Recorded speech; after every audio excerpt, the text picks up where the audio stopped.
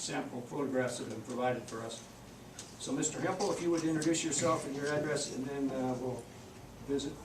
Ted Hempel, and I'm here, 1311 Buffink Avenue, and I'm here representing the Allies, Sal's Military Museum Allies. And before we begin, to that end, could I make note that I want to dispel any misconceptions that I'm not personally the one that's donating this fence and signage.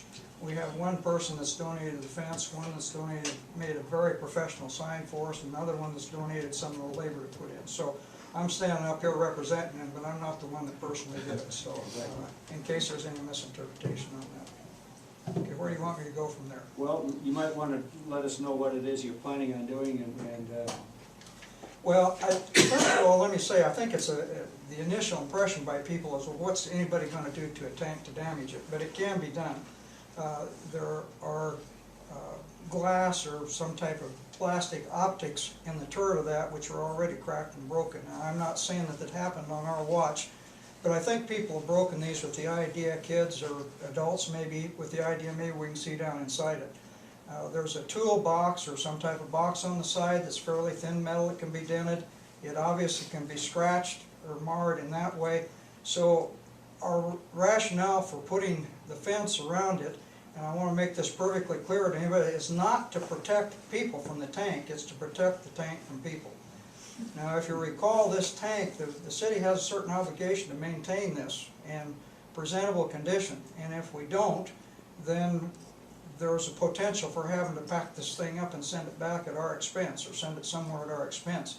So we're perfectly willing to help with taking care of it, but we'd like some capability of being able to protect it to ease that burden a little bit. So to that end, we've requested the idea of putting a fence around it. We've had signs up there. Those are, I won't say they're ignored, but I'm not sure how many people pay attention to them, or they blow off or something happens. So, and we're a little hesitant to put the professional sign up because that can get kicked down or kicked or knocked down.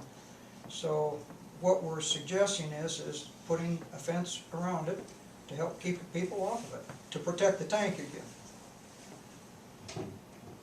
okay. And you have pictures of what we've had in. So that fence would be, what is that, 4 feet? I think it's, I didn't measure it, but it's about 4 feet standing next to it, I would guess, yeah.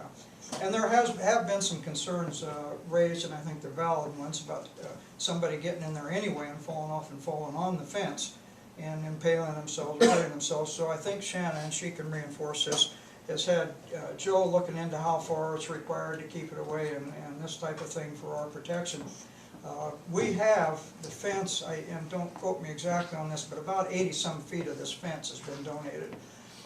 My 80-some feet would probably go around if it was real close. We have to go out of ways, we might have to buy some more fence, but the Allies could come up with the funds to do it, I think. And we could put this fence around the front and then maybe some other presentable fence around the back of it to seal it off.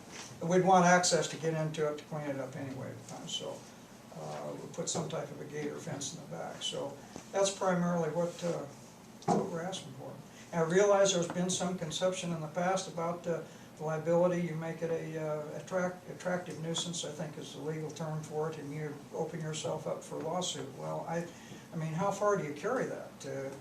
What can't you fence off? The swimming pool, all kind, your backyard, whatever, because it's an attractive nuisance. So again, I think if it's approached with the ideas to protect the tank, not to protect the people, that we have a case. Isn't that why we have umbrella insurance?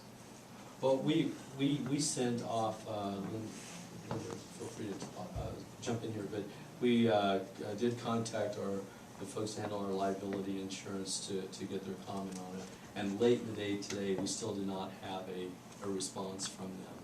So I would suggest that we just kind of take this under advisement pending what we hear back from them and what they suggest. Can I just address the attractive nuisance? I think probably the attractive nuisance could be the tank. And I'm kind of amazed that no one's been hurt, so I applaud the efforts to fence it. But I think that from a liability standpoint, I'm not sure this fits exactly under the Recreational Liability Act that gives us immunity. I've looked at that act, and it was amended not too long ago, and I was on the committee to work to do that amending, but I think it's a good idea to have our insurance company just take a look at the fence. They've got safety people on their staff and give us some input that, you know, the fence looks fine and they don't have any issues with it. Well, I certainly understand the city's problem in dealing with the building and other issues involved, but it's hard for, it's hard for me to accept that situation. I'd ask the insurance company, okay, you won't let us protect it, will you fix it if it's damaged? Well, I'm gonna be surprised if the insurance company doesn't buy into it, but, you know, it's always good to access Yes, the insurance just- company before the problem rather than later, and so that's why